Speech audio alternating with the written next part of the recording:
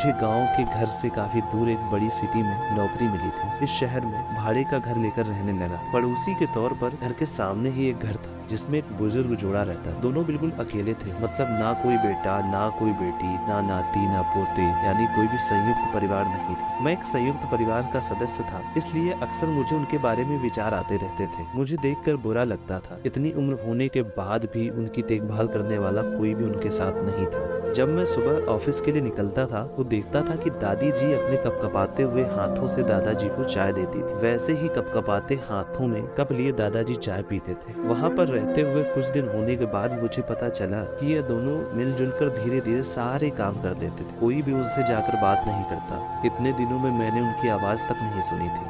जब मैं शाम को ऑफिस से घर आता था तब दोनों को घर के आंगन में बैठा पाता था और उन दोनों के चेहरे पर थकान साफ साफ पड़ पाता था। मेरा मन कई बार करता था कि जाकर उनसे बात करूं, लेकिन पता नहीं क्यों फिर किसी वजह से मेरे पाँव वहीं पर रुक जाते थे। मैं जब जब उन्हें देखता था तो मुझे मेरे दादा दादी की बहुत याद आती थी और मैं घर पर फोन लगाकर उनसे बात कर लिया करता। एक संडे जब मुझे ऑफिस में छुट्टी थी तो मैंने देखा कि दादी जी को आज काम करने में काफी ज्यादा ही तकलीफ का सामना करना पड़ रहा है। मैंने उनके पास जाकर पूछा, दादी जी आपकी तबीयत तो ठीक है ना? क्या मैं आपकी कोई मदद कर सकता हूँ? उन्होंने कोई भी जवाब नहीं दिया। मैंने दोबारा उनसे पूछा, दादी जी मैं क्या करूँ आपके लिए? उन्होंने फिर भी कोई उत्तर नहीं दिया। मुझे काफी आश्चर्य हुआ। कुछ मिनटों बाद वहाँ दादाजी आ गए। वह भी कुछ नहीं बोले। मैंने ही बात को आगे बढ़ाते हुए कहा, मुझे लगता है कि दादी जी की तबीयत खराब है, इसलिए मैं यहाँ आया हूँ। मैं आपकी मदद करना चाहता हूँ। बताइए मैं आपकी मदद कैसे कर सकता हूँ? दादाजी इशारों में मुझसे बात करने लगे। उन्होंने इशारों में बताया कि दादी जी सुन और बोल नहीं सकती हैं। उन्होंने यह भी बताया कि वो खुद भी बोल नहीं सकते, वह सुन सकते हैं, मेरी बात समझ सकते हैं। उन्होंने इशारे से दादी से कुछ कहा। दादी ने मेरी तरफ देखकर मेरे माथे पर हाथ फेरा। मैं उन दोनों की तरफ देखते ही रहा और न जाने कब मेरे आंखों से आंसू बहने लगे। उस दिन के बाद जब भी मुझे समय मिलता मैं उनके पास चला जाता। वह मुझ पर बहुत ही प्यार बरसाते थे। अब तो मुझे उनके इशारों